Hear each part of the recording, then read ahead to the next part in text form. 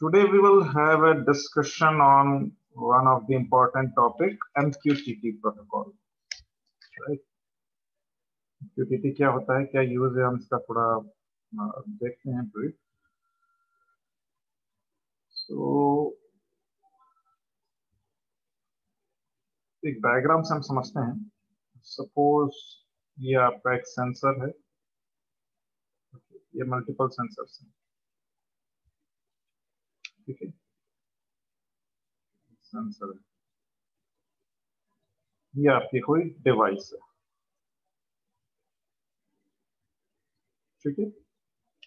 इस डिवाइस के यहाँ आप आपका एक एक्चुएटर लगा हुआ है. Actuator is something kind a circuit और रिले जिसके थ्रू ये डिवाइस कनेक्टेड है. ये एक्चुएटर इस डिवाइस को कंट्रोल करता है, ठीक है. आपका एक्चुएटर वायरलेस के थ्रू कनेक्ट, ये सेंसर्स भी वायरलेस के थ्रू कनेक्ट.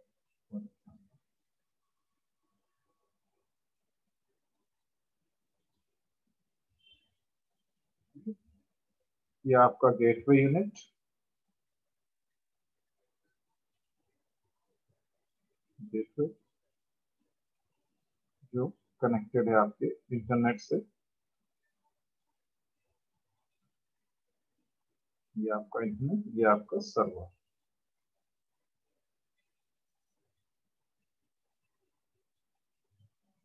और ये आपका सर्वर, ठीक है. यहाँ पर आप सेंसर से डेटा आपका जाता है गेटवे पर, गेटवे से डेटा जाता है क्लाउड पर, क्लाउड से डेटा कहाँ जाएगा आपका सर्वर. राइट, यहाँ आपका डेटा प्रोसेस हो. क्लियर. अब सपोज रियल टाइम के अंदर डेटा यहाँ से यहाँ पॉपुलेट होकर के सर्वर पर जा रहा है. सर्वर रियल टाइम पर सपोज कोई इंस्ट्रक्शन भेजता है.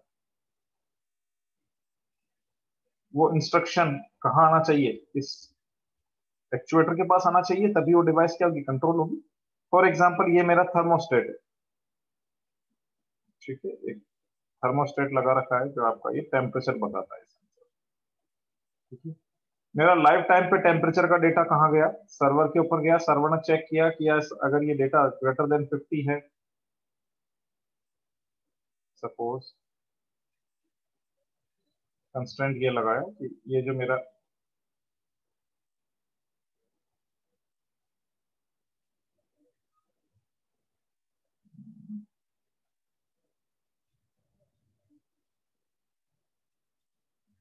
डेटा है ग्रेटर देन 50 है लेट्स से, तो उसने यहाँ से कमांड इशू किया, वो एक्चुएटर के पास गया. एक्चुएटर ने यहाँ क्या कर दिया, इस एसी को ऑन कर दिया फॉर एग्जांपल, ठीक है. तो ये जो कम्युनिकेशन स्टैब्लिश हो रहा है इस सेंसर से गेटवे के बीच में, गेटवे से क्लाउड के बीच में, ये किसी न किसी प्रोटोकॉल के थ्रू हो रहा होगा. राइट. अब आपने देखा होगा प्रोटोकॉल के लिए अपने पास दो ऑप्शन है. First one is TCP and second one is, second कौन सा है, पहला तो टीसीपी प्रोटोकॉल है जो नॉर्मली यूज में आता है. सेकंड कौन सा प्रोटोकॉल है कम्युनिकेशन के लिए यूज में आता है, यूबी. ओके. बट ये दोनों जो प्रोटोकॉल है, ये दोनों बहुत हेवी प्रोटोकॉल्स हैं. हेवी प्रोटोकॉल्स मींस एक स्मॉल स्केल डिवाइस के ऊपर अगर प्रोटोकॉल को इंप्लीमेंट करना है तो ये ट्रांसमिशन के अंदर बहुत ज्यादा एनर्जी कंज्यूम करें, ठीक है. टीसीपी की प्रॉब्लम ये है, टीसीपी रिलायबल तो है बट टीसीपी के थ्रू जो कनेक्शन स्टैब्लिश होगा वो कंसिस्टेंट कनेक्शन स्टैब्लिश होगा. फॉर एग्जांपल बीच के अंदर अगर कनेक्शन ब्रेक हो गया मेरा, तो क्या होगा, मुझे वापस कनेक्शन स्टैब्लिश करके वो नेगोशिएशन की जो भी हैंडशेक की स्टेप्स हैं वो सारी मुझे परफॉर्म करनी पड़ेगी, ठीक है. यूडीपी का बेनिफिट क्या है, यूडीपी का बेनिफिट क्या है कि ये मासिव डेटा को चंक्स में या टुकड़ों के अंदर या पैकेट्स के अंदर ट्रांसमिट कर सकता है. बट प्रॉब्लम क्या है, ये रिलायबल नहीं है. अगर मैसेज डिलीवर होता है तो उसका कोई एक्नॉलेजमेंट नहीं मिलता है रिसीवर को, सेंडर को, ठीक है. तो क्या किया जाए, और दोनों बहुत ज्यादा पावर कंज्यूम करते हैं, बैटरी कंज्यूम करते हैं. और आपको पता है ये जो सेंसर्स हैं ये बैटरी के ऊपर ही चलते हैं. अब ये सेंसर्स सपोज ऐसे हार्श एनवायरनमेंट में रखे हैं, जैसे फॉर एग्जांपल सी सेंसर्स हैं, समुद्र के अंदर डाल रखा कोई सेंसर जो पानी का प्रेशर चेक करता है, या सपोज अर्थ के अंदर अगर कोई वाटर वाटर के अंदर सपोज कोई अर्थक्वेक आता है या सुनामी आता है तो उसको डिटेक्ट करता है। अब ऐसा तो है नहीं कि से साल 2 साल 5 साल जब तक इनकी बैटरी लाइफ है तब तक ये सेंसर रहेंगे, उसके बाद इनको पानी से निकाल दिया जाएगा, ऐसा भी नहीं है। तो जब एक बार इन सेंसर्स को डिप्लॉय कर दिया है सी के अंदर, तो ये रहेंगे और उसके बाद में इनको डिस्कार्ड कर दिया जाएगा जब इनकी लाइफ खत्म हो। तो नॉर्मली हम क्या चाहते हैं कि बैटरीज की इन सेंसर्स की जो लाइफ है वो मैक्सिमम रहे, ठीक है, कम से कम 7 8 साल 10 साल तक कोई सेंसर चले। तो हमें क्या करना पड़ेगा, बैटरी कम से कम कंज्यूम करनी पड़ेगी। बैटरी कम से कम कंज्यूम कैसे करें, या तो ऑपरेशन मिनिमाइज करें, वो ऑप्टिमाइजेशन तो होता ही है। सेकंड ऑप्टिमाइजेशन क्या कर सकते हैं हम, कम्युनिकेशन मिनिमाइज कर।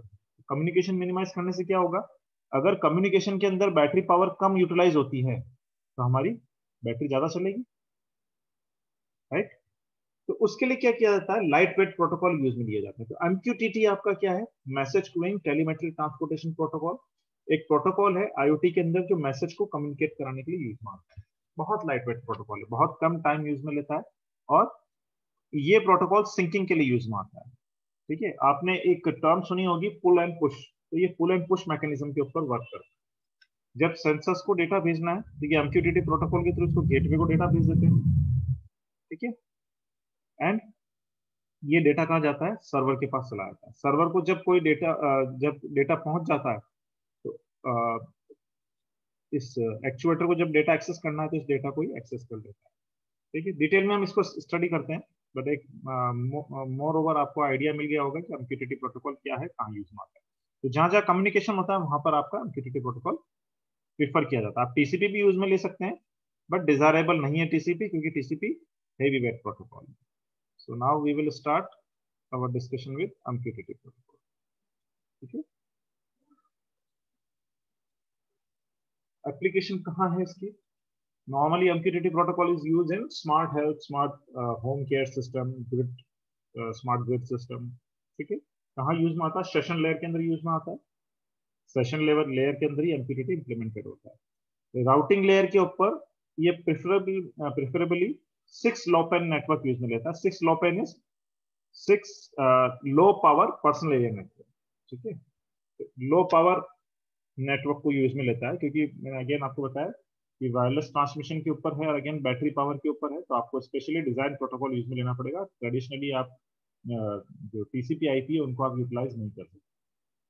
For this purpose 6LoWPAN network is different. Data link layer के ऊपर आपके पास अगेन बहुत सारे ऑप्शन हैं। आप ZigBee यूज में ले सकते हैं, आप वाईफाई यूज में ले सकते हैं, 802.15 ब्लूटूथ यूज में ले सकते हैं आप। ठीक है, हार्डवेयर की ऑपरेटिंग सिस्टम के ऊपर आप Linux Android based operating system हो सकता है, टाइनी ओएस हो सकता है। अगेन डिपेंड करता है कि आपकी आईओटी जो सेंसर डिवाइस है उसका ऑपरेटिंग सिस्टम क्या है। ठीक है, हार्डवेयर लेवल के ऊपर आपके पास आर्डिनो है, रास्पबेरी पाई है, ठीक है, माइका मोड्स हैं, ठीक है। तो मल्टीपल ऑप्शन है जिस हार्डवेयर के ऊपर आप इसको इंप्लीमेंट करना चाहते हैं। एक प्रोटोकॉल स्टैक है ये MQTT का, या एक IoT सेंसर्स का। So MQTT is a lightweight messaging protocol for M2M communication. M2M means machine to machine communication. Okay. So the term telemetry means telemetering. It's a remote measurement. Okay. IBM ने इसको invent किया था और now it's a part of open source community. तो आप openly इसको use ले सकते हैं, you can change as per your requirement. ठीक है, तो बेसिकली इसका नाम दिया मैसेज क्यूइंग, बट इसके अंदर कोई क्यू नहीं बनती। Okay, it does not belong from any term message queuing। queuing से इसका कोई लेना देना नहीं है, बस इसका एक नाम था because it was the part of IBM network, इसलिए इसको नाम मैसेज क्यूइंग दे दिया। So it basically works on publisher and subscriber mechanism. कैसे, आपने कभी कोई न्यूज ब्लॉग यूज में लिया हो तो होता क्या है वहां पर, ये आपका सर्वर है, ये आपका क्लाइंट है, ये क्लाइंट 1, ये क्लाइंट 2, ये क्लाइंट 3। ठीक है, तो पब्लिशर सब्सक्राइबर मैकेनिज्म क्या होता है कि जिस क्लाइंट को भेजना है डेटा, वो अपना डेटा पब्लिश करता है। सर्वर अपने यहाँ पर क्या रखता है, एक रिकॉर्ड रखता है जिस जिस टॉपिक के ऊपर, that is topic ID PID topic itself and content, इस टाइप का एक रजिस्टर अपने पास इंप्लीमेंटेड रहता है, जिसमें वो एंट्रीज करता है। तो जब कोई क्लाइंट किसी टॉपिक पर पब्लिश करना चाहता है तो वो अपना टॉपिक और उसका कंटेंट सर्वर को भेज देता है, दैट इज पब्लिशिंग मैकेनिज्म। ठीक है, अब जितने अदर क्लाइंट्स होते हैं वो क्या करते हैं, पर्टिकुलर किसी टॉपिक के लिए सब्सक्राइब कर देते हैं। ठीक है, तो as and when this client publish any new topic, it automatically reflected to the corresponding clients for which they have subscribed. ठीक है, जैसे इसने कोई टॉपिक पब्लिश किया तो जिन जिन क्लाइंट ने उस टॉपिक के लिए सब्सक्राइब कर रखा है, ऑटोमेटिक उनको इन्फॉर्मेशन यहाँ डिलीवर होती है। तो वहां जो पुल एंड पुश मैकेनिज्म थी वो चीज भी इंप्लीमेंटेड नहीं है। आपको कुछ नहीं करना, जैसे व्हाट्सएप में आज आपको पहले क्या करना पड़ता था कि सपोज मुझे लेटेस्ट डेटा रीड करना है तो मुझे लूप लगाना पड़ता था, और बार बार मुझे मैसेज कम्युनिकेट करने के लिए सर्वर से कांटेक्ट करना पड़ता था कि कोई नया डेटा तो नहीं आया, कोई नया डेटा तो नहीं आया। अगर कोई नया डेटा आया तो मुझे अपने यहाँ डाउनलोड करके दिखाना था। ये ट्रेडिशनल मैकेनिज्म थी टीसीपी यूडीपी के थ्रू। ठीक है, अगर सपोज करो आप ये चीज चाहते हो कि कोई एक क्लाइंट डेटा को यहाँ पर भेजे और वही रियल टाइम पे डेटा यहाँ अपने को दिख जाए, तो क्या करना पड़ेगा, इन दोनों क्लाइंट के ऊपर C2 एंड C3 पे एक लूप लगाना पड़ेगा अगर मैं सिंपल टीसीपी यूडीपी यूज लेता हूँ। और उस लूप के थ्रू मुझे बार बार सर्वर से कांटेक्ट करना पड़ेगा, क्या नया टॉपिक तो नहीं आया, अगर नया कंटेंट आया तो फिर उसको मैं यहाँ डाउनलोड करके दिखाऊंगा। तो यहाँ पर अगर मैं टीसीपी यूडीपी यूज में लेता हूँ तो मुझे बार बार लूप लगाना। Hello, yes, anybody want to say something? No, okay. So अगर मैं C2 C3 यूडीपी टीसीपी के थ्रू इंप्लीमेंट करता हूँ तो मुझे क्या करना पड़ेगा, यहाँ लूप लगाना पड़ेगा। तो लूप लगाने पे क्या होगा, ये बार बार सपोज करो मैंने हर एक एक घंटे के ड्यूरेशन के अंदर अगर मैं सेट कर रहा हूँ तो एक घंटे के अंदर ये बार बार लूप चलेगा, तो अननेसेसरली ये स्टेटमेंट एग्जीक्यूट होंगे और अननेसेसरली क्या होगा, यहाँ कम्युनिकेशन स्टैब्लिश होगा सर्वर के साथ। तो बैटरी पावर कंज्यूम होगी या नहीं होगी, अननेसेसरी बैटरी पावर कंज्यूम होगी स्टेटमेंट को एग्जीक्यूट कराने के लिए। ठीक है, तो बट एमक्यूटीटी क्या कहता है, एमक्यूटीटी ने ये कहा कि आपने सपोज करो किसी टॉपिक के लिए सब्सक्राइब कर दिया तो आपको लूप लगा के डेटा को कैच करने की जरूरत नहीं है। ठीक है, ये सारी रेस्पॉन्सिबिलिटी किसकी है, सर्वर की। कि जब कभी इसके पास कोई नया कंटेंट आएगा इसकी जिम्मेदारी है जितने भी क्लाइंट जिन्होंने सब्सक्राइब कर रखा है इस टॉपिक के लिए उन सबको ये टॉपिक का डेटा सेंड कर देगा। ठीक है, तो जैसे ये डेटा सेंड होगा रियल टाइम पर, जिस टाइम पे डेटा पहुंचा इसके पास, पब्लिशर ने इसको पब्लिश किया, सेम टाइम पे सर्वर ने ये सारा डेटा जिन जिन ने सब्सक्राइब कर रखा है उन सबको भेज देगा। तो C2 और C3 के पास, C3 के पास क्या होगा, डेटा आ जाएगा, इस डेटा को सिंपली डिस्प्ले करवा देगा। तो ये जो मैकेनिज्म थी अपनी लूप वाली वो यहाँ रिक्वायर्ड नहीं है। कम्युनिकेशन कॉस्ट भी क्या हो गई, कम हो गई, और ऑपरेशनल कॉस्ट भी क्या हो गई, कम हो गई। बस मेरे पास जो मैसेज आ रहा है उस मैसेज को डिस्प्ले करवाना। क्लियर हुआ? So that is the mechanism of publisher and subscriber. Clear हो गई सभी को? जैसे न्यूज़पेपर वाला क्या करता है, पब्लिश करता है न्यूज, आप लोगों ने सब्सक्राइब कर रखा है तो ऑटोमेटिक आपके नोटिफिकेशन आ जाता है मोबाइल के अंदर। ठीक है, जैसे फॉर एग्जाम्पल आपने किसी न्यूज के लिए या किसी पर्टिकुलर टॉपिक के लिए सब्सक्राइब कर रखा है, ठीक है, जीमेल में या जिसके लिए भी, तो जैसे सपोज कोई एक्टिविटी होती है ऑटोमेटिक आपके पास नोटिफिकेशन आ जाता है, that is because why you have subscribe for some topic. ठीक है, तो ये publisher subscriber mechanism, it's a light weight protocol because it utilize low network bandwidth and small code footprint. Clear? बहुत important protocol है, आपके exam के अंदर आएगा, मिड टर्म में आएगा, ये मिड असेसमेंट होगा उसमें आएगा। मोस्ट प्रोबेबली मिड असेसमेंट आपका 24 के आसपास होगा, 22 या 24 होगा। हार्डली हाफ एन आवर का टेस्ट होगा, वो अगर आप क्लियर कर लेते हैं तो आपको नेस्कॉम का सर्टिफिकेट मिलेगा।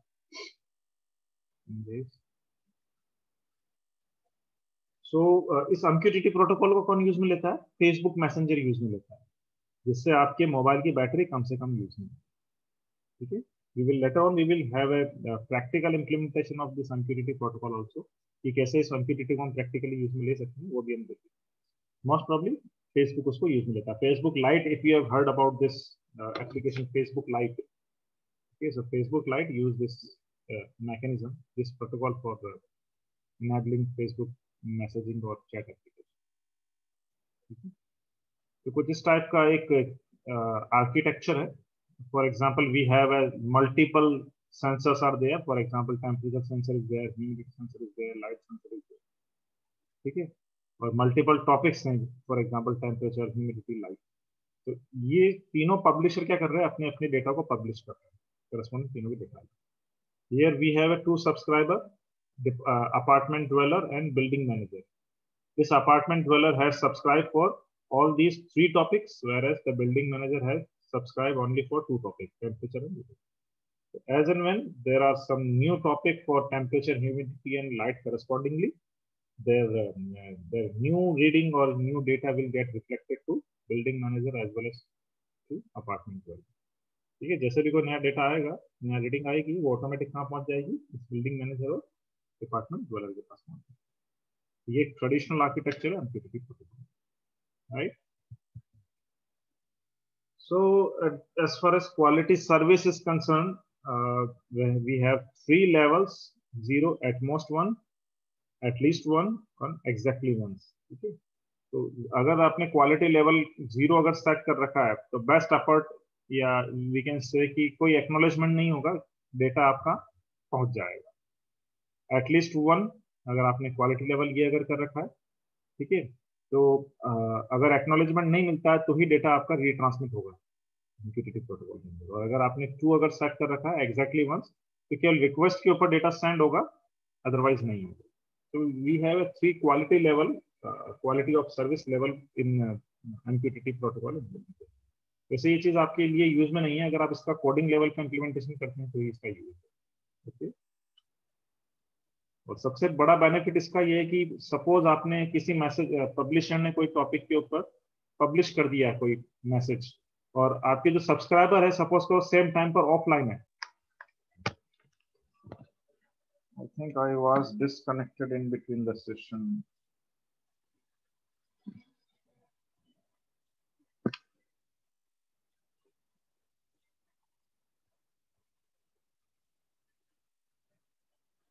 Is it visible now?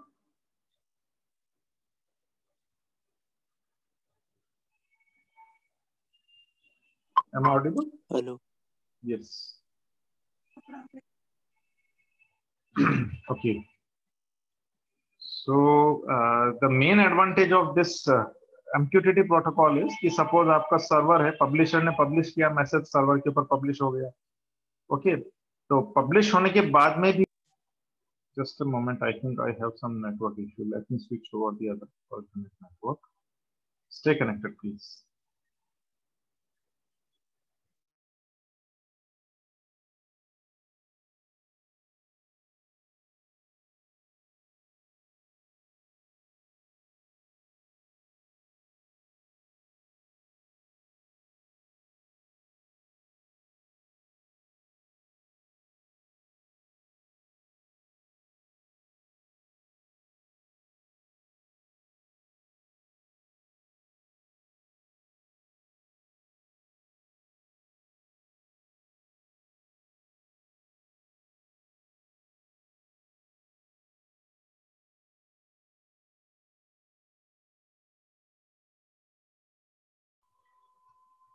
Okay, so let me share again.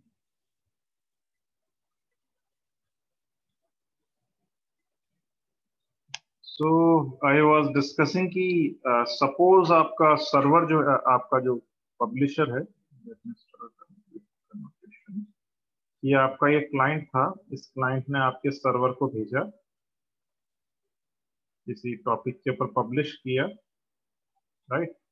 और आपके ये जो 2 क्लाइंट है, ये पर्टिकुलर उस मोमेंट के ऊपर जिस टाइम पे इस पब्लिशर ने डेटा पब्लिश किया, सेम टाइम के ऊपर ये दोनों क्लाइंट ऑफलाइन थे, ये वाला ऑनलाइन था, इसने सब्सक्राइब कर रखा था, इसके पास तो मैसेज पहुंच गया, बट इन दोनों के पास मैसेज पहुंच नहीं पाएगा, राइट।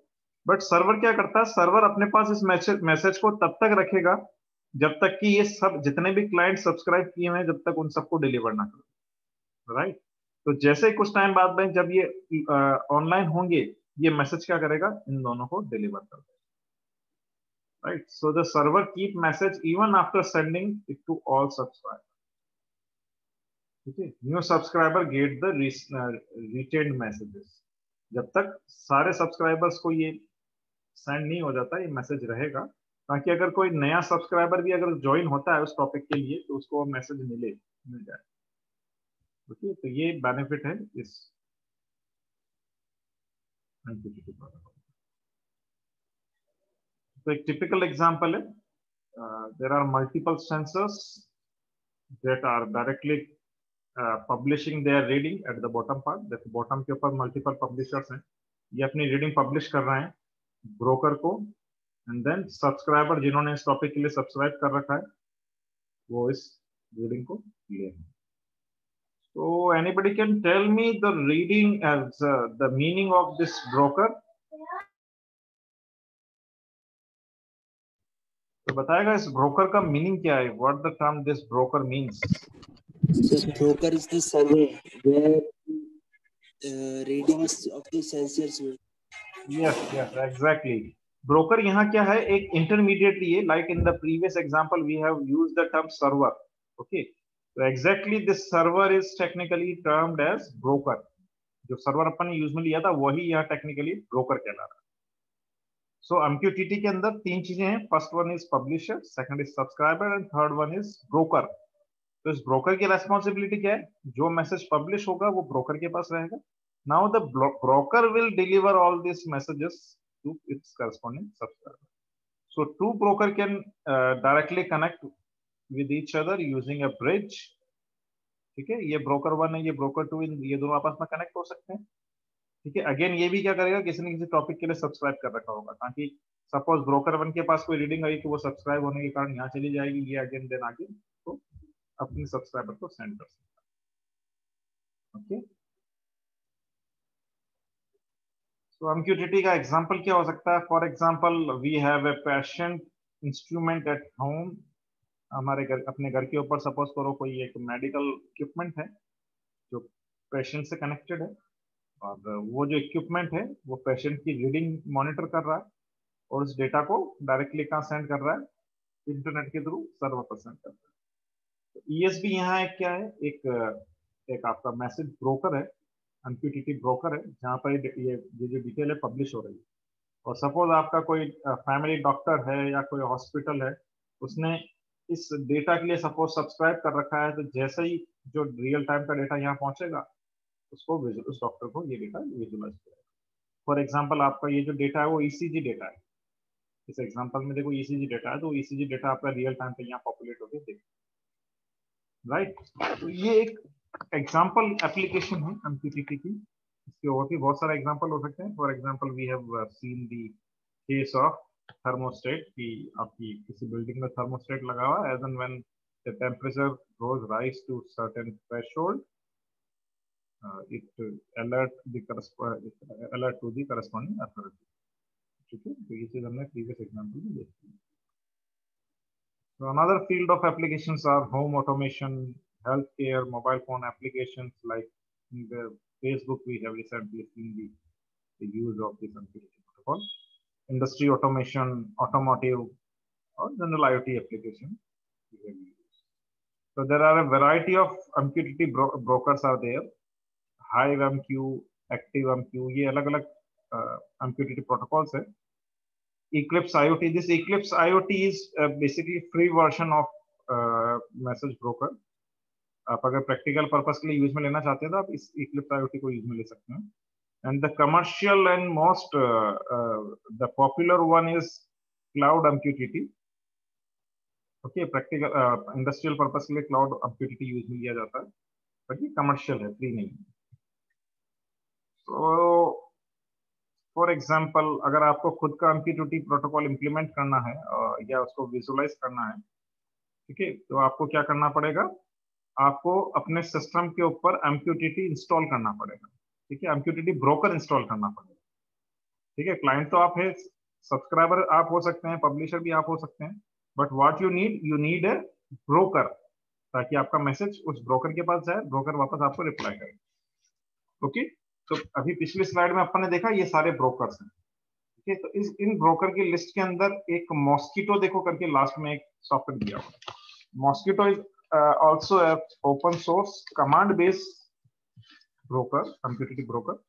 तो आपको अपने सिस्टम के ऊपर, मैंने एक एग्जांपल लिया है, मेरा सिस्टम यहाँ पर लिनक्स बेस्ड है, आप चाहें तो विंडोज के ऊपर भी इसको इंस्टॉल कर सकते हैं, विंडोज के लिए भी मॉस्किटो आता है। तो मैं अज्यूम कर रहा हूं कि मैंने यहाँ पर मॉस्किटो इंस्टॉल कर रखा है, तो mosquito is a MQTT broker, मेरे सिस्टम के ऊपर MQTT ब्रोकर इंस्टॉल्ड है लोकल होस्ट पर। तो मैंने सब्सक्राइब किया, एक कमांड विंडो के ऊपर मैंने सब्सक्राइब किया mosquito_sub -h specify the host of this MQTT broker. Okay, Aarti, I think your mic is on. Please put off this mic. It is creating noise in between the session. Aarti, अपना mic switch off करना. Okay, thank you. So mosquito_sub मैंने क्या किया, subscribe किया -h, किसके साथ subscribe किया, मेरा जो ब्रोकर है उस ब्रोकर का IP एड्रेस यहाँ आएगा, क्योंकि मैंने अपने ही सिस्टम के ऊपर मॉस्किटो ब्रोकर इंस्टॉल कर रखा है या MQTT ब्रोकर इंस्टॉल कर रखा है। यहाँ मैंने लोकल होस्ट दे दिया। -t मींस टॉपिक, किस टॉपिक के लिए मैंने यहाँ इसको सब्सक्राइब कर रहा हूँ, तो मैंने टॉपिक दे दिया टेस्ट। ठीक है, तो इस MQTT ब्रोकर के पास या इस मॉस्किटो ब्रोकर के पास जब कभी भी टेस्ट टॉपिक के लिए कोई डेटा आएगा तो वो मुझे क्या होगा, मुझे भेज देगा, क्योंकि मैंने सब्सक्राइब कर रखा है, और वो मैसेज मुझे यहाँ दिख जाएगा। क्लियर? अब मैं क्या करता हूँ, एक नई कमांड विंडो ओपन करता हूँ क्लाइंट, और मैं यहाँ से पब्लिश करता हूँ कुछ। पब्लिश करने के लिए मैंने कमांड लगाया mosquito_pub -h, again IP address दिया मेरे मॉस्किटो ब्रोकर का। ठीक है, तो मैंने मेरे ही सिस्टम के ऊपर ब्रोकर इंस्टॉल कर रखा है, तो मैंने लोकल होस्ट दे दिया।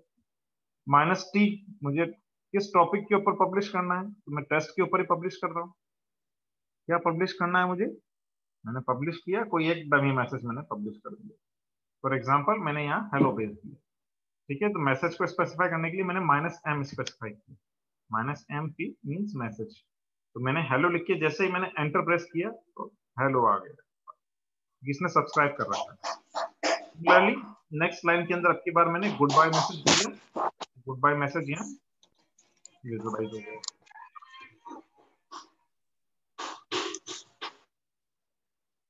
ओके, तो कुछ इस तरह से हम MQTT प्रोटोकॉल को रियलाइज कर सकते हैं।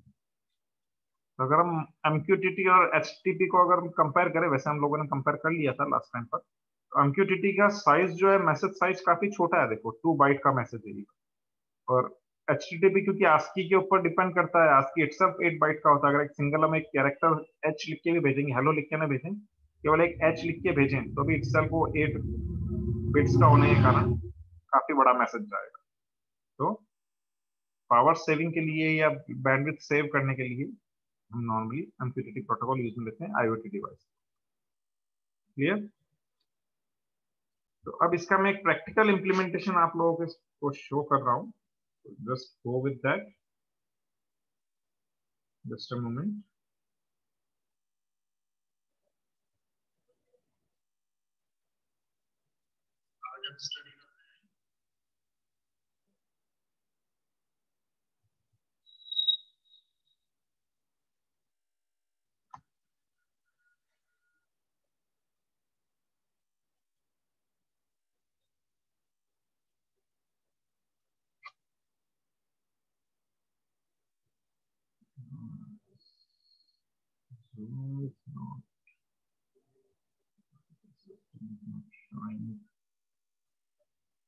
Yes.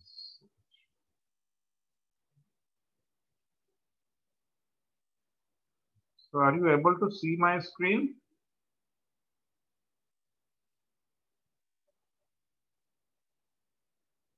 Yes, sir. Okay. So I have a recorded session of this practical implementation of MQTT. So be connected and be attentive with that. I am also sharing the audio of this recorded video. But still, if you feel some issue in that, feel free to contact with me. Okay? I am also available in between the sessions. So if you feel any doubt, then please interrupt me in between. So students, so lab session continue करते हैं आज,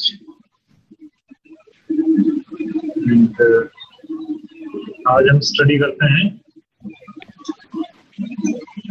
कि कैसे data Arduino से कैसे या sensor से कैसे डेटा कलेक्ट किया जा सकता है, एंड देन सेंसर से ये डेटा कलेक्ट करके कैसे क्लाउड पर सेंड किया जाता है। ओके, तो यहाँ मैं कुछ रेडीमेड कंपोनेंट यूज में ले रहा हूँ। फॉर एग्जांपल यहाँ मैं थिंगस्पीक क्लाउड यूज में ले रहा हूँ। थिंगस्पीक क्लाउड एक IoT इनेबल्ड क्लाउड है, जहां पर अपन पब्लिकली डेटा पोस्ट कर सकते हैं और उस डेटा को एनालाइज कर सकते हैं।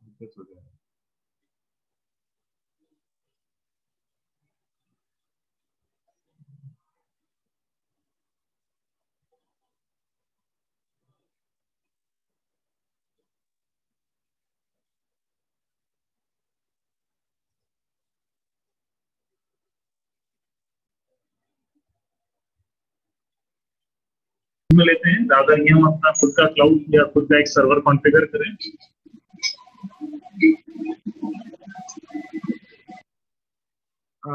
वीडियो की आवाज आ रही है आपको? This video have some sound, तो आपको आवाज आ रही है इसमें? No sir. तो इस एक्सपेरिमेंट को करने के लिए क्योंकि हार्डवेयर की रिक्वायरमेंट होगी, हार्डवेयर क्या क्या है, आर्डिनो चाहिएगा, ESP8266 मॉड्यूल है। ESP बेसिकली अगर आपको वाईफाई के थ्रू कनेक्ट होना है तो वाईफाई से कनेक्ट होने के लिए ESP मॉड्यूल नो,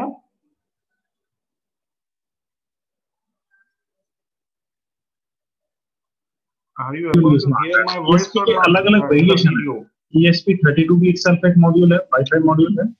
ये ESP8266 नोड MCU जिसके नाम से अपन उसको जानते हैं, वो भी एक वाईफाई मॉड्यूल है।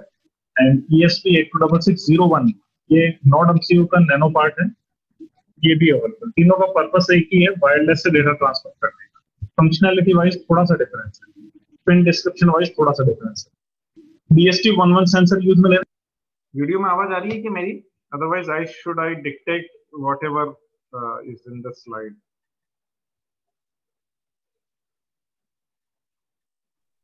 Yes, sir. Okay, thank you. DST11 sensor basically environment की टेम्परेचर और ह्यूमिडिटी मेजर करने के लिए यूज में लिया जाता है। ठीक है, 10 के हम रेजिस्टेंस यूज में ले रहे हैं, ब्रेडबोर्ड यूज में ले रहे हैं कनेक्शन करने के लिए, और जंपर वायर्स। सॉफ्टवेयर रिक्वायरमेंट क्या क्या होगी? आर्डिनो ID मुझे चाहिएगा, ऑलरेडी है अपने पास। DST11 की लाइब्रेरी मुझे चाहिएगी आर्डिनो के लिए। ठीक है, ये जो मैं प्रैक्टिकल कर रहा हूँ ये सिमुलेशन प्रोटीएस का नहीं है, क्योंकि ESP8266 मॉड्यूल आपके प्रोटीएस के अंदर नहीं होता है और इसकी कोई लाइब्रेरी भी, थर्ड पार्टी लाइब्रेरी भी अवेलेबल नहीं है, तो इसका सिमुलेशन नहीं हो सकता, इसका हार्डवेयर इंप्लीमेंटेशन ही करना पड़ेगा। ठीक है, इसका तो इसीलिए मैं इसका प्रोटीएस में सिमुलेशन नहीं बता रहा हूँ। तो आपको DST11 की लाइब्रेरी चाहिएगी, वो आपको इस लिंक से मिल जाएगी, इसकी PPTs मैं आपको शेयर कर दूंगा। और क्योंकि इस प्रैक्टिकल के अंदर अपन more than one serial port पे काम कर रहे हैं और अपने को पता है आर्डिनो ऊनो के अंदर एक ही सीरियल पोर्ट होता है, इसलिए मैं सॉफ्टवेयर सीरियल लाइब्रेरी यूज में ले रहा हूँ ताकि मैं मल्टीपल सीरियल पोर्ट पे या सीरियल पिंस के ऊपर वर्क कर सकूं। ओके, तो ये कुछ ब्लॉक डायग्राम है वर्किंग का कि हम DST11 सेंसर से ह्यूमिडिटी, टेम्परेचर और ह्यूमिडिटी मेजर करेंगे। ये सेंसर डायरेक्टली कनेक्टेड रहेगा आपके आर्डिनो ऊनो बोर्ड से, जो आपका डेटा सेंस करेगा। देन इस डेटा को हम यूजिंग ESP8266 नेटवर्क के थ्रू कनेक्ट करके, वायरलेस नेटवर्क के थ्रू कनेक्ट करके हम इसको सर्वर पर या क्लाउड पर ट्रांसफर करेंगे। Right, so this is the circuit description or pin diagram of whatever we are going to do. DST11 जो आपकी IC है या आपका जो कंपोनेंट है, इस कंपोनेंट के अंदर 3 पिन्स होगी। एक पिन आपकी VCC के लिए होगी जिस पर आप उसको सप्लाई दोगे, 5 वोल्ट सप्लाई दोगे, एक ग्राउंड पिन होगी और एक आपकी आउट पिन होगी। ठीक है, इसमें बेसिकली 2 पिन होती है, आउट की भी 2 पिन होगी, एक एनालॉग आउटपुट होगी और एक आपकी डिजिटल आउटपुट। तो यहाँ हम इसकी एनालॉग आउट पिन यूज में ले रहे हैं। ठीक है ना, इस DST11 में 2 पिन आती है आउटपुट के लिए, एक डिजिटल आउटपुट पिन आती है, एक एनालॉग आउटपुट आती है। अगर आप डिजिटल आउट यूज में लेंगे तो आप उसको ये D13, D12 इन पर आपको कनेक्ट करना पड़ेगा, और एनालॉग आउट यूज में लोगे तो आप उसको A0 पर कनेक्ट करना पड़ेगा, A0 से A5 तक कनेक्ट करना पड़ेगा। तो अभी फिलहाल मैं एनालॉग पिन यूज में ले रहा हूँ इसकी। A0 से मैंने इसको कनेक्ट कर दिया, ठीक है। ESP8266 मैंने यहाँ लगा रखा, ESP8266 मॉड्यूल। इस मॉड्यूल को पावर ऑन होने के लिए 3.3 वोल्ट चाहिए, ठीक है। तो इसी आर्डिनो बोर्ड के ऊपर 3.3 वोल्ट की ये पिन होगी। यहाँ इसको 3 वोल्ट लिखा है, जबकि 3.3 वोल्ट होगा। ये 3.3 वोल्ट आपका एज ए इनपुट VCC के अंदर चला जाएगा, ठीक है। सेम इसको RST से कनेक्ट कर दें। RST को भी हम एक रेजिस्टेंस लगा के कनेक्ट कर देंगे, ठीक है। PD आप चाहे तो कनेक्ट करें, PD को कनेक्ट करने की जरूरत नहीं है वैसे, ठीक है। केवल इसको VCC और ग्राउंड देना कंपल्सरी है बस। बाकी और कुछ बाकी पिन आप अगर आप कनेक्ट नहीं करते हैं तो भी चलेगा। तो इसको मैंने VCC दे दिया, ग्राउंड दे दिया। ESP8266 का RX मैंने आर्डिनो के TX से कनेक्ट कर दिया। TX मतलब D3 जो पिन है, इस थर्ड वाले पिन को मैं एज्यूम कर रहा हूँ ट्रांसमिशन पिन है। इसको सॉफ्टवेयर सीरियल लाइब्रेरी जब हम यूज में लेंगे तब हम कॉन्फ़िगर करेंगे। थर्ड वाली पिन को मैंने ट्रांसमिशन में एज ए ट्रांसमिशन यूज में लिया है। एंड इसकी 8 वाली पिन है, 8th वाली पिन इसके D2 से कनेक्टेड है। इट मींस सेकंड वाली पिन को मैं रिसीविंग के लिए यूज में ले रहा हूँ। तो सेकंड और थर्ड जो पिन है इसको मैं RX TX पर्पस के लिए यूज में ले रहा हूँ, ठीक है। वैसे बाय डिफॉल्ट आपकी D0 D1 जो होती है वो RX TX के लिए कॉन्फ़िगर होती है, बट अभी मैं D2 और D3 को सॉफ्टवेयर सीरियल लाइब्रेरी के थ्रू RX TX कंपोनेंट के में कन्वर्ट करके यूज में ले रहा हूँ, ओके। तो ये आपका सर्किट डिस्क्रिप्शन है। यहाँ आप सेंसर को आर्डिनो से कनेक्ट कर रहे हैं। आर्डिनो पे क्योंकि वाईफाई ट्रांसमिशन के लिए कोई मॉड्यूल नहीं होता है, कोई पिन नहीं होती है, तो इसीलिए मैं ESP8266 जो कि वाईफाई मॉड्यूल है इसको मैं कनेक्ट कर रहा हूँ। और यहाँ से आर्डिनो इस वाईफाई मॉड्यूल को यूज में लेते वक्त डेटा को पोस्ट करेगा किस पर, आपके क्लाउड पर, क्योंकि थिंक स्पीड नाम से एक बना बनाया क्लाउड, राइट। तो ये तो था आपका सर्किट डिस्क्रिप्शन। सर्किट में आपको ये काम करना था। कोडिंग कैसे करनी है वो अभी हम समझेंगे। अभी हम क्लाउड का कॉन्फ़िगरेशन देखते हैं कि मुझे क्लाउड पर कैसे कॉन्फ़िगरेशन करना है। तो आपको थिंक स्पीक की वेबसाइट पर जाना है, एक नया अकाउंट क्रिएट करना है, लॉग इन करना है। लॉग इन करने के बाद आपको माई चैनल करके ऑप्शन दिखेगा या न्यू चैनल करके ऑप्शन दिखेगा, ठीक है। आपको न्यू चैनल में जाना है, एक नया चैनल क्रिएट करना है, ठीक है। जैसे आप न्यू चैनल के ऊपर क्लिक करेंगे आपको एक नई विंडो दिखेगी, ठीक है। इसमें आपको चैनल का नाम पूछेगा, आप चैनल का नाम कुछ भी दे दें। जैसे फॉर एग्जांपल पर्टिकुलर इस केस में मैंने सेंसर डेटा टेस्ट करके मैंने चैनल का नाम दिया। और डिस्क्रिप्शन पूछेगा, डिस्क्रिप्शन आप कुछ भी टाइप कर सकते हैं।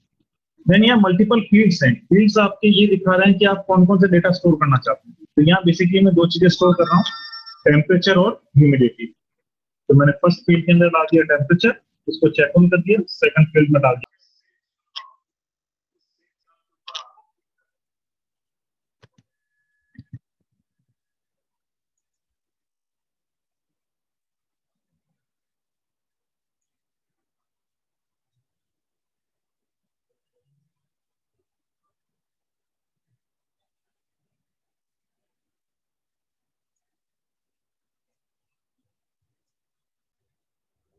पूछेगा, डिस्क्रिप्शन आप कुछ भी टाइप कर सकते हैं। देन यहाँ मल्टीपल फील्ड्स हैं। फील्ड्स आपके ये दिखा रहे हैं कि आप कौन कौन से डेटा स्टोर करना चाहते हैं। तो यहाँ बेसिकली मैं 2 चीजें स्टोर कर रहा हूँ, टेम्परेचर और ह्यूमिडिटी। तो मैंने फर्स्ट फील्ड के अंदर डाल दिया टेम्परेचर, उसको चेक ऑन कर दिया। सेकंड फील्ड में डाल दिया मैंने ह्यूमिडिटी, क्योंकि DHT11 जो सेंसर है वो आपका टेम्परेचर और ह्यूमिडिटी 2 ही डेटा देता है। Just a moment, I am switching my network connection. I think there is some issue with network. Please stay connected. Connection is unstable. No connection is stable. और Arduino के through मैं ये 2 ही data है वो cloud के ऊपर भेजना चाहता हूँ। तो इन दोनों डेटा का फील्ड का मैंने नाम दे दिया temperature and humidity, right. Then scroll down करके नीचे आना है और लास्ट में सेव चैनल का ऑप्शन है। इस सेव चैनल के ऊपर आपको क्लिक कर देना है, ओके। तो आपका एक चैनल बन जाएगा। जब आप माई चैनल पर क्लिक करेंगे तो आपको सेंसर डेटा टेस्ट ये आपको जो आपने चैनल बनाया था वो आपको दिख जाएगा, ठीक है। अब इस चैनल के ऊपर आपको अपना डेटा पोस्ट करना है, ठीक है। चैनल पर डेटा पोस्ट करने के लिए आप डायरेक्टली डेटा पोस्ट नहीं कर सकते। इसके लिए आपको कुछ सिक्योरिटी क्रेडेंशियल आपके पास होनी चाहिए, जिनको हम API की कहते हैं। तो वो की आपको ऑब्टेन करनी पड़ेगी। तो की ऑब्टेन करने के लिए अगर आप यहाँ देखोगे तो एपीआई की करके ऑप्शन है, ठीक है। एपीआई की पे आप क्लिक करेंगे तो आपको यहाँ दो एपीआई मिलेगी, right API and read API. Right API मतलब जब आप डेटा पोस्ट करेंगे, जब आपको डेटा भेजना होगा, तो आप इस राइट एपीआई की मदद से आप डेटा पोस्ट कर पाएंगे। और अगर आप चाहते हो कि क्लाउड पे जो डेटा है वो डेटा मैं रीड करना चाहता हूँ, तो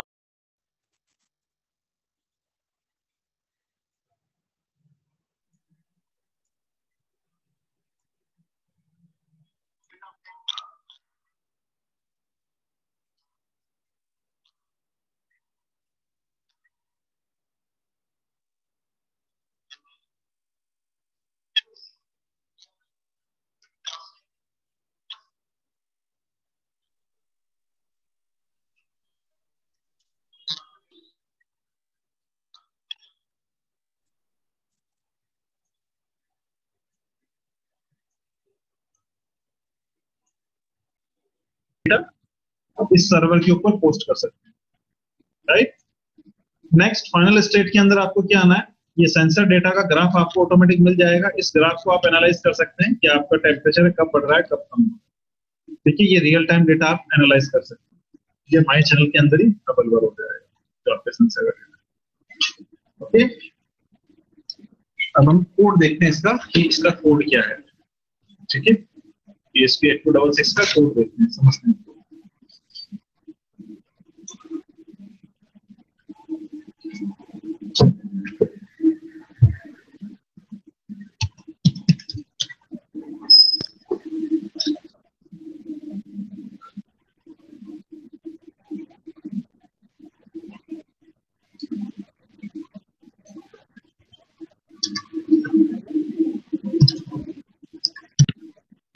इंस्टॉल करने के ओके, तो ये इसका कोड है।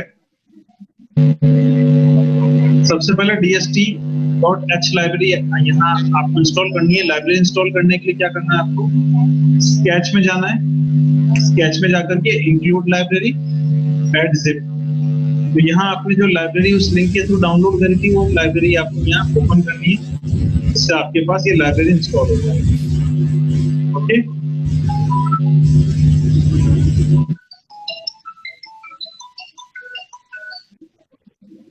just a moment।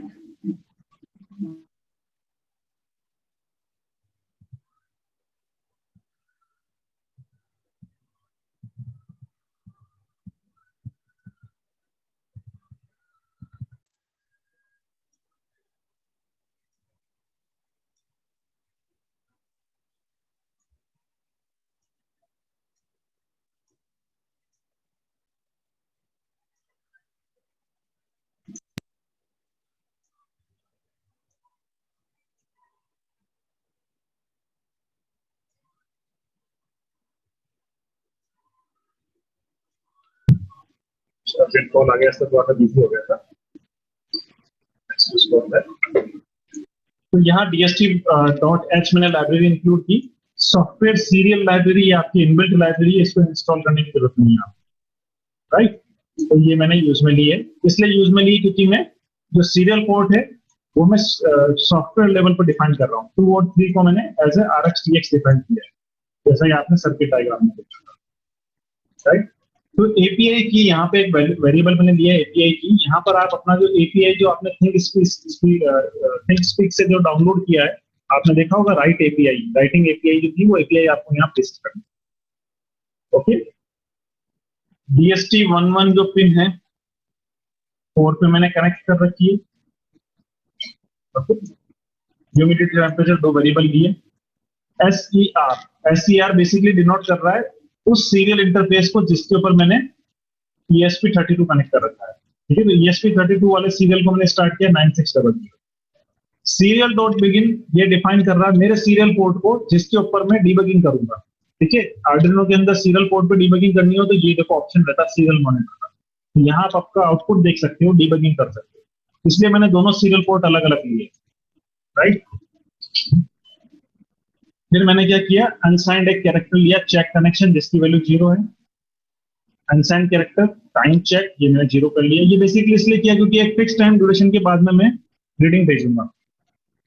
Serial monitor के ऊपर मैंने एक मैसेज प्रिंट करवा दिया connecting to wifi, while check connection equal to 0, जब तक कनेक्शन की वैल्यू 0 है तब तक अंदर आया। क्या किया, ये 80 कमांड, 80 कमांड्स ऐसे कमांड्स होते हैं जो कनेक्शंस के लिए यूज में आते हैं, ठीक है ना। हर हार्डवेयर 80 कमांड्स को समझता है, ठीक है। तो मैंने कुछ 80 कमांड्स यहाँ यूज में लिए। तो ये कमांड है 80 प्लस CWG-AP, ठीक है। ये तुम्हारे वायरलेस एक्सेस पॉइंट से कनेक्ट करने के लिए कमांड है। तो तुम्हारा ESP32 वायरलेस एक्सेस पॉइंट से कनेक्ट होगा, ठीक है। SSID मतलब तुम्हारा जो वायरलेस का जो नेम आ रहा होगा दैट इज तुम्हारा SSID, और वायरलेस का जो पासवर्ड है वो तुम्हारा पासवर्ड। तो तुम्हें यहाँ स्पेसिफाई करना पड़ेगा SSID की जगह आपका SSID है, पासवर्ड की जगह आपका पासवर्ड, ठीक है। फॉर एग्जाम्पल मेरा SSID मेरा IET नाम का नेटवर्क है, तो मुझे यहाँ लिखना पड़ेगा IET, और पासवर्ड जो भी मेरा है वो पासवर्ड मुझे यहाँ स्पेसिफाई करना पड़ेगा, राइट। और मैंने टाइम आउट सेट कर दिया 5000 मिलीसेकंड, मतलब 5 सेकंड तक मैं वेट करूंगा कि ये इससे कनेक्ट होता ही नहीं होता। 5 सेकंड तक मैंने वेट किया, क्योंकि जब भी हम वाईफाई से कनेक्ट होते हैं तो उसमें थोड़ा सा टाइम ड्यूरेशन लगता है, इसलिए मैंने यहाँ पर कोड को एक तरह से पॉज दे दिया 5 सेकंड। 5 सेकंड बाद मैंने चेक किया कि वाईफाई कनेक्ट है क्या, ये मेरे सील इस पे ESP32 की स्टेट के ऊपर ये प्रिंट हुआ है क्या।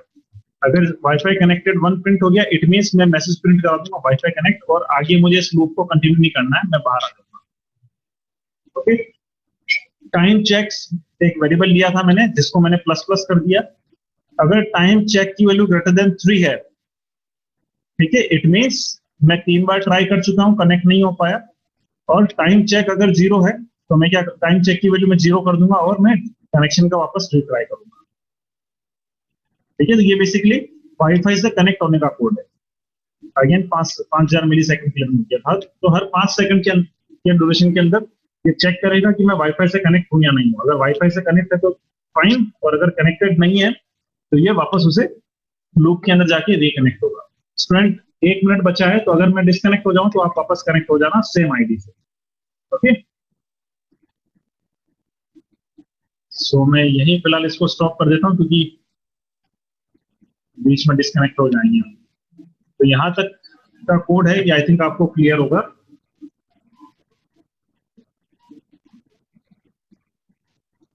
आगे लूप वाला कोड हम देखते हैं। ये लूप वाला कोड, लूप के अंदर क्या हो रहा है ये हम देखते हैं। एक बार इस टाइम काउंटर को एक्सपायर होने देते हैं और वापस न्यू सेशन से कनेक्ट होते हैं, ताकि 14 मिनट हमें वापस मिल जाए।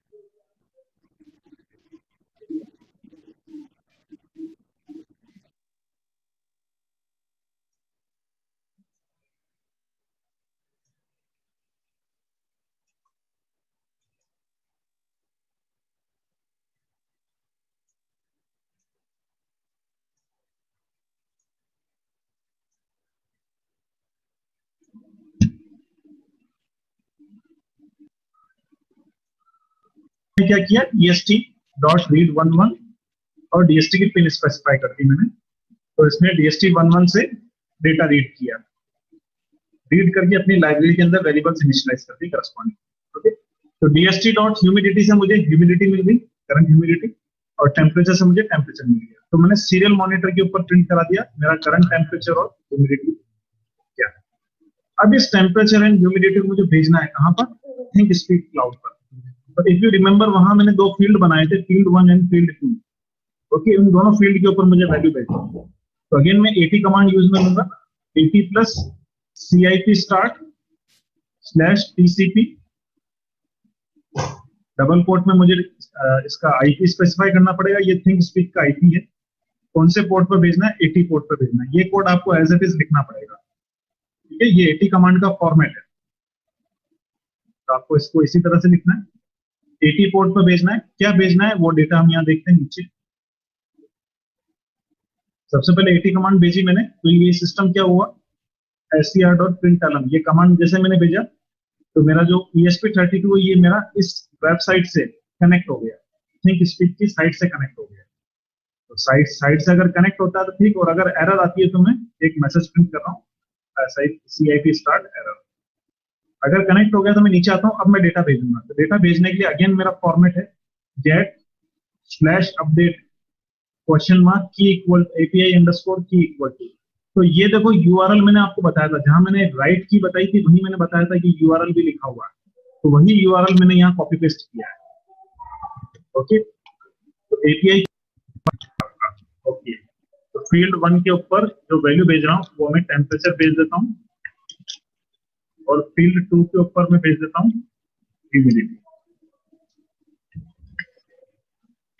ठीक है, तो मैंने फील्ड 1 की वैल्यू क्या भेज दी, टेम्परेचर भेज दिया स्ट्रिंग में कन्वर्ट करके, फील्ड 2 में मैंने क्या भेज दिया, ह्यूमिडिटी, अगेन स्ट्रिंग में कन्वर्ट कर। ठीक है, अगेन कमांड लगाया मैंने AT plus CIP send equals to, और ये जो स्ट्रिंग थी ये पूरी पूरी स्ट्रिंग मैंने इस कमांड के साथ भेज दी। ओके, तो यहां से पूरा पूरा ये यूआरएल चला गया, डेटा चला गया यूआरएल के साथ में, राइट। मैंने चेक किया, अगर वापस ग्रेटर देन का अगर साइन आ जाता है सीरियल पोर्ट के ऊपर, सीरियल मींस आपके ESP32 के कमांड पर अगर आ जाता है, इट मींस आपका डेटा सक्सेसफुली पोस्ट हो गया। ठीक है, और मैंने इसी स्ट्रिंग को मैंने प्रिंट करवा दिया। ठीक है, और अगर नहीं तो मैंने इस पोर्ट को क्लोज कर दिया, ताकि नेक्स्ट टाइम पे वापस जाके मैं रीइनिशिएट कर सकूं ट्रांसमिशन। ठीक है, अगेन फिर मैंने 15 सेकंड का मैंने वेट किया, 15 सेकंड के बाद ये कई चीज मैंने वापस किया। मैं अज्यूम कर रहा हूँ कि 15-15 सेकंड के ड्यूरेशन के अंदर मेरा सेंसर रीडिंग सेंस कर रहा है और डेटा को पोस्ट कर रहा है। सेकंड के क्लाउड से कनेक्ट होता है और वहां जो सेंस किए वो रीडिंग पोस्ट कर देता है।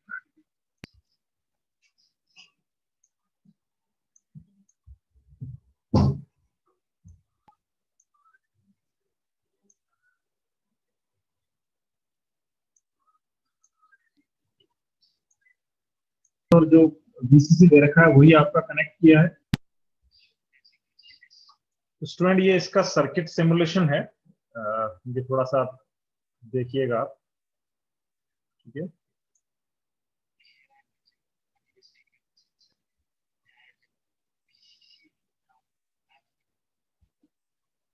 तो ये आप लोगों का DST11 सेंसर है, और जो सर्किट में ग्राउंड और जो VCC दे रखा है वही आपका कनेक्ट किया है।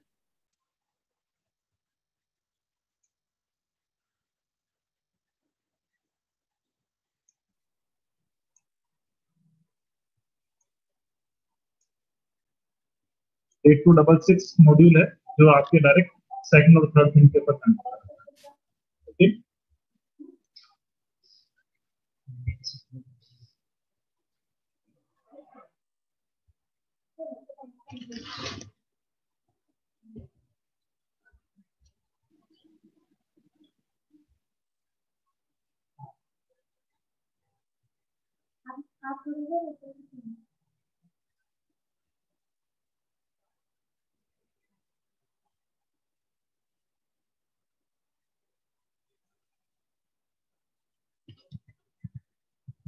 इट मींस कि RxTx यहाँ शॉर्टेड रहती है पिंस, तो आपका प्रोग्राम एरर दे देगा, राइट नहीं करने देगा। तो जब भी आप इसके ऊपर प्रोग्राम राइट करें, इसकी कनेक्शंस डिसेबल कर दें, डिस्कनेक्ट कर देना, और राइट करने के बाद में देन वापस आप चाहे तो वापस इन RxTx को लगा दें।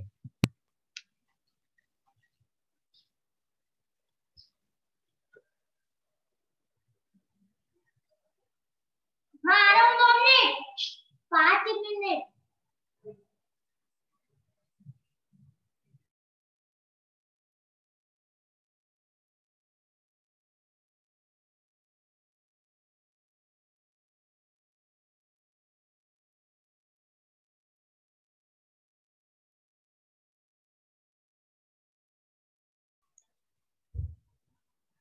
तो स्टूडेंट जैसे इसे कनेक्ट किया, देखो ये जो आपके वाईफाई से सीरियल कनेक्ट हो मॉनिटर रहा पर आउटपुट आ रहा है, है, सीरियल सीरियल मॉनिटर पर अपन डिबग कर रहे हैं।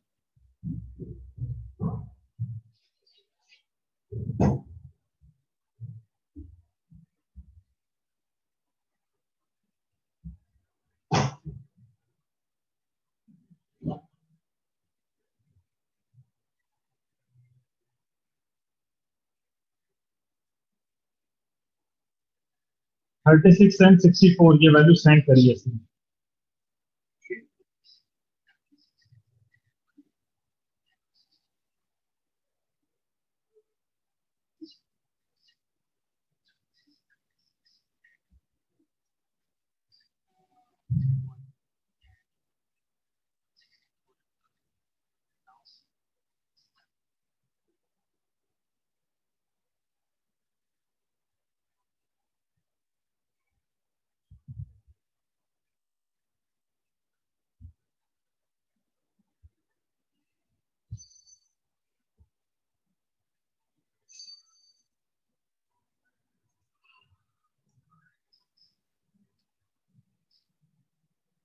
उसमें इस तरह से आप किसी भी IoT डिवाइस को थिंगस्पीक क्लाउड से कनेक्ट कर सकते हैं यूजिंग MQTT प्रोटोकॉल. स्टूडेंट्स ये जो Okay.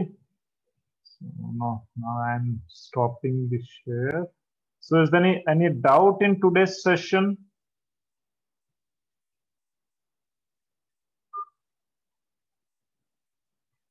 मैं ट्राई करूंगा इसका मैं हार्डवेयर इम्प्लीमेंटेशन आपको बता सकूं आफ्टर योर एग्जामिनेशन. आपका जो एग्जाम 10 को खत्म होगा उसके बाद we will plan a small hardware level experimentation at your institution so that the things are quite more clear to you. What we want to do and how the things are going on will be clear. Is there any confusion in today's session?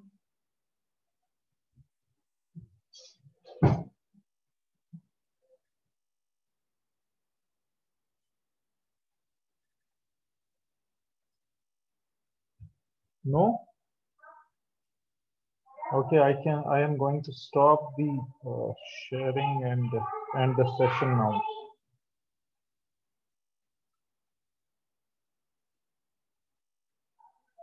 Okay, thank you.